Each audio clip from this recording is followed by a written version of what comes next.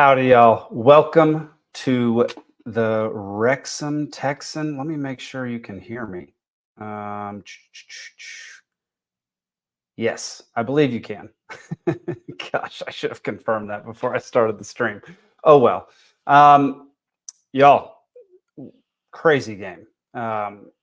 Birmingham, great team, solid team, definitely pushing really hard to get promoted after getting relegated. So it was always going to be a tough one. This is going to be one of our toughest ones of the season. Away at Birmingham, they've got a 30,000 fan stadium. It was never going to be an easy one. Even though after 3 minutes it felt like it might be an easy one. We just couldn't hang on. We'll talk about that here in a minute.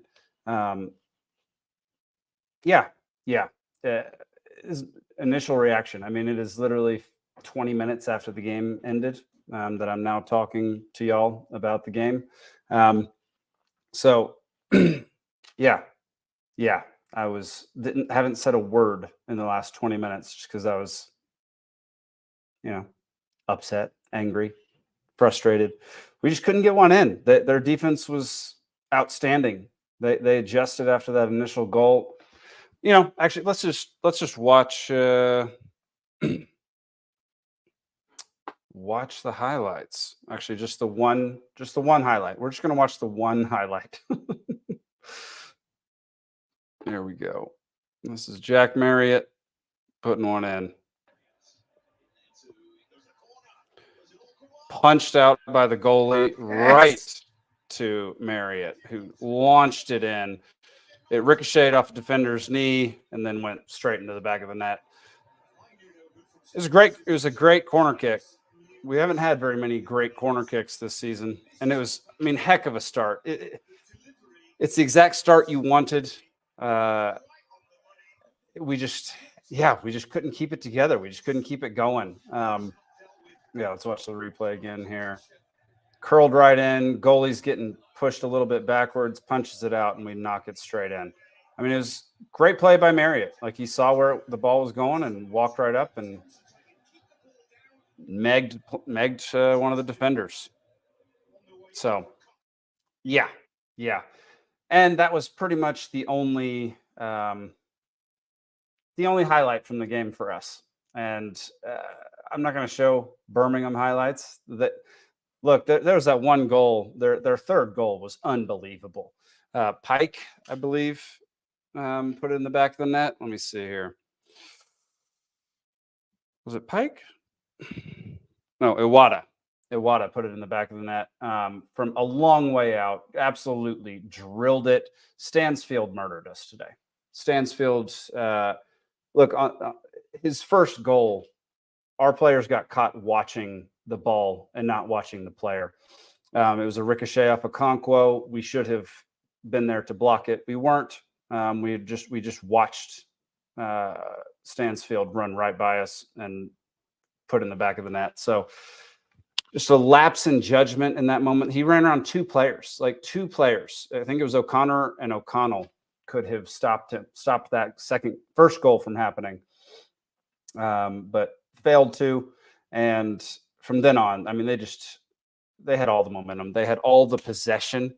Their possession, our lack of possession is not always a problem, but against a team who can put the ball exactly where they want it on short passes, long passes, what have you, we got to get possession and maintain it for at least a little while.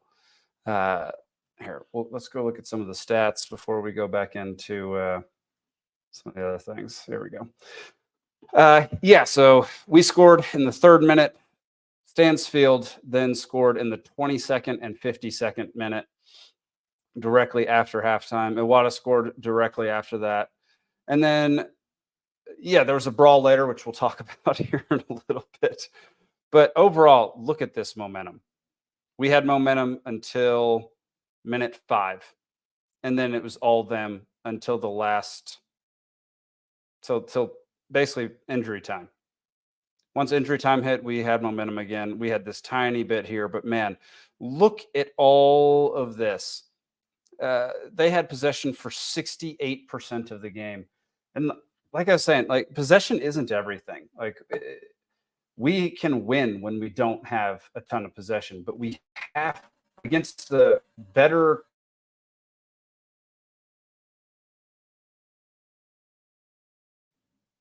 But against like the higher quality teams that have, sorry, there's a very loud machine operating right next to me. Just give it a second. It should end here in a minute. Unbelievable. Are you kidding me right now? Why is it still going? Oh my gosh. Okay. Well, hopefully it's not too distracting. Apologies. I'm up in Montana. This is not our house. I don't know all of the things that make noise. But clearly, I guess doing the laundry or something made just a crap load of noise. And it's continuing. Wonderful. But yeah, 68% possession is not going to cut it. Like we only had the ball for 32% of the time. And when we are on top of our game, as far as offense goes, that isn't a problem because we'll put in more than one in the back of the net. But Birmingham is a good team. They're solid on defense. They're solid on offense. They have a lot of talent. And when they are holding the ball for 70% of the game, it's going to be hard to win that. It's going to be hard to beat them. They're too high quality for us to not maintain possession. Just I don't know, 8% more, 10% more. Like we don't have to go above 50%. But we have to keep the ball a little more often. We had a couple plays where we just lost it, a couple bad touches. Palmer had a bad touch. Lee had a bad touch. Dobson had. Everybody had a few bad touches that led to them getting the ball back. And you can't make those careless mistakes against a team that keeps the ball for as long as they do. It was brutal. It was brutal. The first 20 minutes were fantastic, and then after that, it just went downhill. Stansfield, obviously, man of the match. He absolutely destroyed. After they scored their third goal, like directly after, is when we brought in Stephen Fletcher for Ollie Palmer and Paul Mullen for Jack Marriott. Neither player did much of anything. Mullen almost bit a player. I don't know why that would even cross your mind. To be fair, the guy was basically just pinning him down with one of his legs. So, and that ended up causing a brawl. Brawl might be a little bit of a overstatement. Yeah, I guess it wasn't a brawl. It was more of a shoving and screaming match between many players on the team. And McLean, of course, even though he was on the opposite side of the field, had to get involved. So he sprinted over, ended up getting a yellow card, ended up getting sent to the locker room. Actually sent to the locker room. And this happened.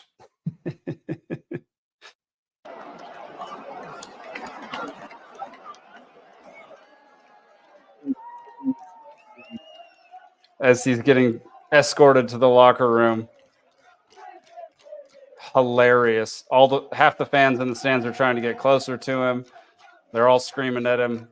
If there's anyone who could take that, it's McLean, and just gets the funniest reaction out of opposing fans. I don't know what it is, why they hate McLean so much, but it's hilarious to watch. I might be coming around to his antics.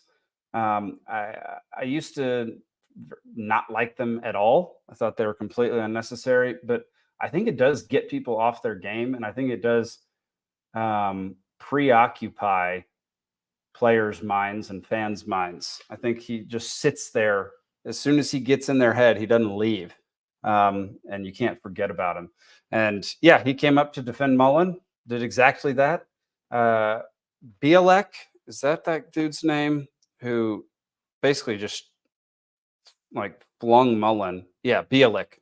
Um, after the play was over, after the whole situation ended, Bielek came in and just grabbed Mullen's jersey and threw him past him.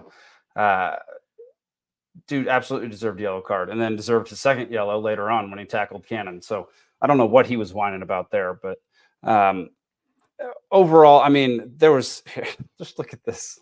Look at this. We've got all in the 81st minute. McLean, Bielek, Cannon, Anderson, and Mullen all got yellow cards. There's 5 yellow cards. Somehow we ended up with 3 out of the 5, even though they started the entire situation. Cochran would not get all Cochran had to do was turn over and his leg would have come off of Mullen, but he decided to keep it on there. And understandably, Mullen got pissed and I would get pissed too. And I'd throw his leg off and then everything ensued. And then, 86th minute, Bielek got exactly what he deserved. Their captain got thrown out of the game for his second yellow card. Some stats, I don't know. It was a pretty horrendous game. I mean, we got 5 shots on goal, 5, and one of them went in. To be fair, they didn't get many shots or total shots either. 8 shots total, 6 on target. We got 5 shots total, 3 on target. They had 3 big chances, of which they converted all of them. It's just wild. 88% accurate passing. They are 599 passes. 599 passes. That's wild. It's well over double what we had. We had 73% accuracy on our passes, but they were just surgical with their short passes everywhere, all across the field. They could just get it to wherever they wanted to get the ball, and we could do nothing about it. And that was the biggest problem in the game was we had, once they had possession, they had to make a mistake, and they didn't make many mistakes. They either had to make a mistake or shoot the ball, and we would get it. But that just wasn't happening. They made 3 mistakes all game, and one ended in a Jack Marriott goal. Other than that, they were nearly perfect. You're just not going to win if you don't have the ball for more than 30% of the match against a team who is likely going to get promoted this year. They're going to be vying for promotion just like we are. It's just not good enough I know possession. I know generally I talk about possession like it's not extremely meaningful, but it is in this particular kind of game. I thought our lineup was pretty good. I would have liked to have seen Mullen start for once. Who did we have? So we had Marriott Palmer up front. We had Lee, Dobson, and Rathbone. Rathbone, I didn't think did anything today. I thought he was very underwhelming. I thought O'Connor and McLean were underwhelming. They shut down Barney. For somebody who's as fast as Barney is, man, they really shut him down. So that was a problem because it's how we get a ton of our crosses is through Barney outrunning them around the corner. He did have that one spectacular sequence where he basically just dribbled around a whole bunch of people down in the corner, dumped the ball off to Marriott, and then we ended up losing the ball. But overall, no one played that well. Okonkwo wasn't going to stop a couple of those. Like that third goal, not a chance. A defender maybe could have put their leg on it, but man, that was from so far away, such a crazy angle, such a perfectly placed shot. That wasn't going to happen. The first goal was the defender's fault. They should have marked their man and stayed on their man. That was an easy one to stop. But Stansfield just ran right past us and put it in the back of the net. So this is yet another game where I'm extremely unimpressed with O'Connor. O'Connell, I thought, did well, aside from he was part of the duo that let that first goal in. Let's see. I thought Palmer hustled really well, and I thought Marriott hustled really well. I thought they just couldn't create the chances. Like the only real good chance that we created was off of the corner kick that the goalie punched out. So like we didn't even create it. It was just just a mass of people. Dobson, I thought, played really well. Yeah, overall, just a disappointing day. Just a disappointing day. Here, let's go look at the table though, because that'll just put things in perspective. Let's not everybody freak out. Don't got to worry about it. We're still first in the league, everyone. We're still top of the league. We've played 6. I guess Birmingham has a game in hand, so there is that. They technically could be ahead of us once they play again. But that's our first loss of the season. I'll take it. I'll take it. We've won 4, drawn 1, and lost 1. Our goal differential is 7, and we have 13 total points. So we're not going to win every game. It's away at Birmingham. They're a freaking solid team. It just, yeah, we just didn't adjust well enough. Once we scored our first goal, they adjusted. They took the ball and never gave it back. That's basically what happened. They decided, yeah, we're not going to let this Wrexham team maintain possession any longer. We're going to keep it and just do our thing until we put a few in. And that's exactly what they did. Yeah.